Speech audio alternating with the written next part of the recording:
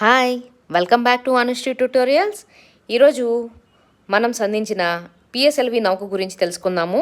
ఎత్తు 44 మీటర్లు, వ్యాసం 2.8 మీటర్లు, అంచెలు 4 అంచెలుగా 4 దశలు రూపొందించారు. వీటి యొక్క రూపాలు ఎలా ఉన్నాయంటే PSLV G, PSLV A, PSLV XL, PSLV DL, PSLV QAL ఇన్ని రూపాల్లో ఉన్నవి. ప్రయోగ సమయంలో ఇవి ఎంతెంత బరువు ఉంటాయి అంటే 290 టన్నులు పిఎస్ఎల్వి జీ ఉంటుంది, 230 టన్నులు పిఎస్ఎల్వి సిఏ ఉంటుంది, 320 టన్నులు పిఎస్ఎల్వి ఎక్స్ఎల్ ఉంటుంది, 230.4 టన్నులు పిఎస్ఎల్వి డిఎల్ ఉంటుంది, 230.4 టన్నులు పిఎస్ఎల్వి క్యూఎల్ ఉంటుంది. ఇది మొదటి దశలో ప్రధాన ఇంజన్తో పాటు అదనపు శక్తిని సమకూర్చడానికి 9 టన్నుల ఘన ఇంధనాన్ని వినియోగించే 6 స్టార్టప్ మోటార్లను అమర్చి పిఎస్ఎల్వి జీ వాహకను రూపొందిస్తారనమాట.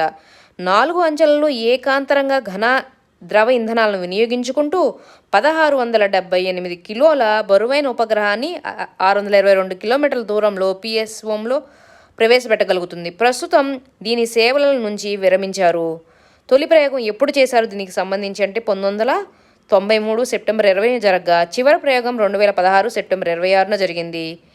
ఇప్పటి వరకు మొత్తం 12 ప్రయోగాలు చేపట్టగా 10 ప్రయోగాలు విజయవంతంగా జరిగాయి. ఒక ప్రయోగం విఫలం కాగా మరొక ప్రయోగం పాక్షికంగా విజయవంతమైంది. అసలు ఈ ఇస్రో స్టార్ట్ చేయడానికి మనకి ఎవరు ముందు అంటే విక్రమ్ సారాభాయి, తర్వాత మాధవి నాయర్, సతీష్ ధావన్. మనకి ఇక్కడ ప్రయోగ కేంద్రాలు ఎక్కడ ఉన్నాయి భారతదేశం మొత్తం మీద అంటే తుంబా, శ్రీహరికోట, హైదరాబాద్, చాందీపూర్. అలాగే మనం చెప్పుకోదగ్గ మైలురాళ్ళు ఏంటి అంటే ఇస్రో ప్రస్థానంలో 2005లో 2వ లాంచ్ ప్యాడ్ ఆపరేషన్లోకి వచ్చింది.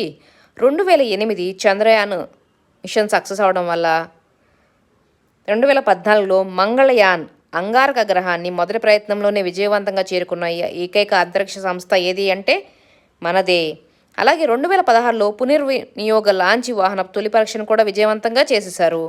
2016 ఒకే రాకెట్తో 20 ఉపగ్రహాల ప్రయోగం, అప్పటికి ఇది ఇస్రో రికార్డ్ అనమాట. 2017 ఒకే రాకెట్తో 104 ఉపగ్రహాల ప్రయోగం, ఇది ప్రపంచ రికార్డు గుర్తుంచుకోండి. జిఎస్ఎల్వి మార్క్ 3 ప్రయోగం విజయవంతమైంది. అలాగే 2025లో crops compact research model orbit అది వెళ్ళింది.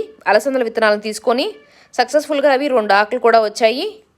అలాగే ప్రపంచంలోనే స్పేస్లో స్టేషన్ నిర్మించుకోబోతున్న 4వ దేశం